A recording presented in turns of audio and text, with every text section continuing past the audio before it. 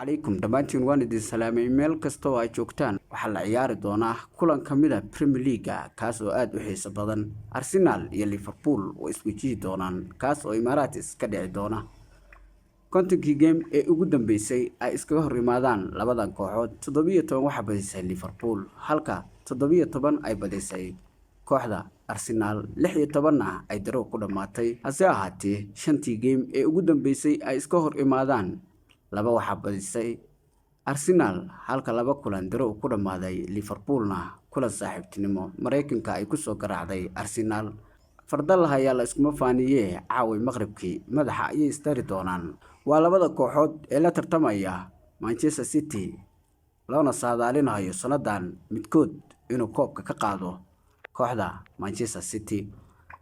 Emirates ay isku wajihi doonaan Liverpoolna halkaas ayay marti ku tahay Arsenalna ay soo dhaweyn doontaa shantii game ee Arsenal ugu dambeysay hal kulan waa laga badiyay halka afar kulan ay soo badisay kaalinta shanaad ayay hadda fadhidaa halka Liverpool kaalinta labaad ay fadhido